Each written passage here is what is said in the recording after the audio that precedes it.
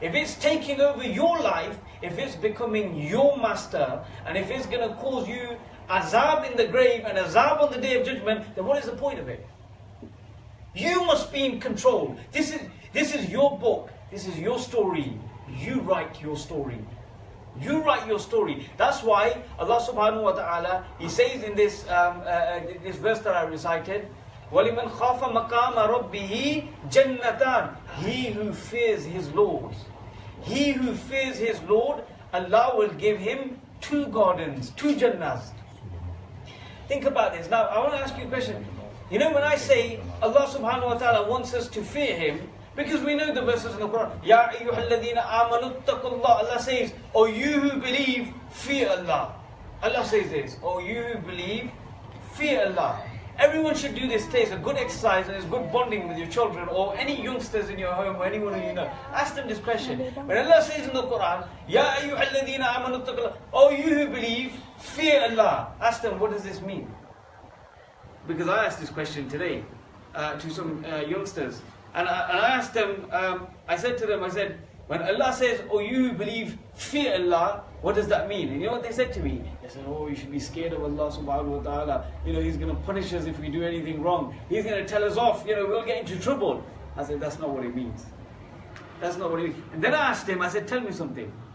I said, who else in this world do you fear? He goes, I'm scared of my mom and dad. I said, right, you're scared of your mom and dad. I said, most people scared of their mom and dad, no problems. I said, but why are you scared of your mom and dad? Tell me why. And he answered, first he thought about it, and he said, because I don't want to upset them. He says, because I don't want to upset them. Not because he's scared that he's going to be punished. Not because, he's scared because there's going to be backlash or he's going to be told off. He said, I don't want to upset my mom's heart.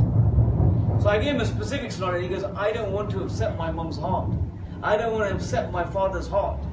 You know, if you had a very good friend who you loved, and you heard it, and he was being silly about something, and he heard you say to another friend of yours, oh, he's being very silly. And he heard that, he became really offended and upset. He said, I don't want to talk to you no more. You'd be upset. You don't want him to hear that. Really, you shouldn't be talking about him in a bad light anyway. But I'm giving you the example that you would be very upset because you know you didn't mean it. You were saying it as constructive criticism in a positive way.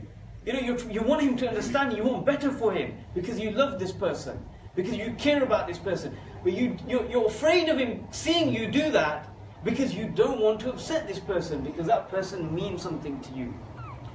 But Allah subhanahu wa ta'ala says in the Quran, when He says, oh you who believe, fear Allah subhanahu wa ta'ala, what the relationship which Allah subhanahu wa ta'ala wants to forge with the believer, the relationship which He wishes to develop with the believer is, oh my person, don't do this bad, you know it's going to upset me.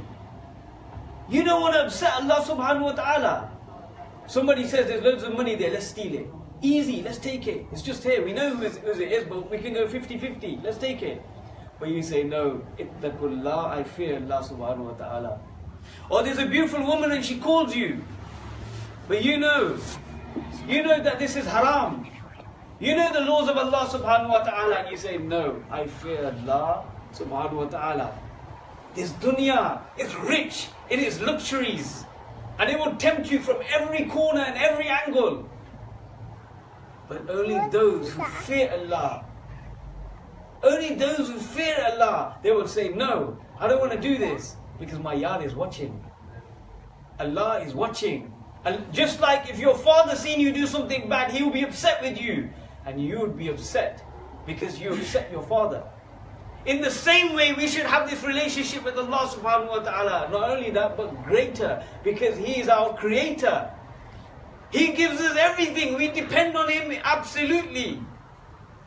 This should be our relationship with Allah subhanahu wa ta'ala. Now you understand why those who fear Allah, Allah says, وَلِمَنْ خَافَ مَقَامَ رَبِّهِ جَنَّتًا. Those who feared Allah subhanahu wa ta'ala, Allah will give them 2 Jannats. Not 1, 2 Jannahs.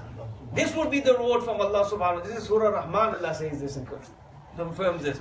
This is the fear that Allah subhanahu wa ta'ala is talking about. This fear we seen at its height with Sayyidina Yusuf alayhi salam. With Sayyidina Yusuf alayhi salam. When Zulikha had Sayyidina Yusuf and she had evil intention towards him, and she locked him in the chamber, and she tried to approach Sayyidina Yusuf alayhi salam. He rejected her because he feared his Lord. He didn't want to upset his Lord, because this was the relationship with Sayyidina Yusuf and Allah subhanahu wa ta'ala. And we know this. Zulikha was one of the most beautiful women in all of Egypt. She was renowned for her good looks. She was renowned for this. Sayyidina Yusuf alayhi. You know, there's a hadith, Hazrat Abu Hurairah radiallahu ta'ala narrates, this comes in Imam Bukhari narrates this hadith. Hazrat Abu Hurairah radiallahu ta'ala, and he narrates, he says, on the day of judgment, where there will be no shade on that day, there will be the shade of Allah subhanahu wa ta'ala. And beneath that shade, those people will benefit. And he explains 7 categories of people who will benefit beneath that shade. One category that he mentioned, which is specific to what I'm talking about, is those people who are invited by a woman of lofty station to commit zina, to commit zina or adultery or the bad deed. And they say, La, they say, Ittaqullah, they say, I fear Allah, sorry. I'm not going to engage in this, I fear Allah subhanahu wa ta'ala. These will be one of the people, or from that station of people who are under the mercy, under the shade of mercy of Allah subhanahu wa ta'ala on the day of judgment. This will be those people. Alhamdulillah ta'ala. May Allah make us from amongst the ranks. There's many other, there's 6 other groups, for example, like, those who are just rulers. But there's other groups as well. But this is a high station. And we know this because of the difficulty associated with it. You'll know in this world, especially these days, when you lower your eyes, when you see a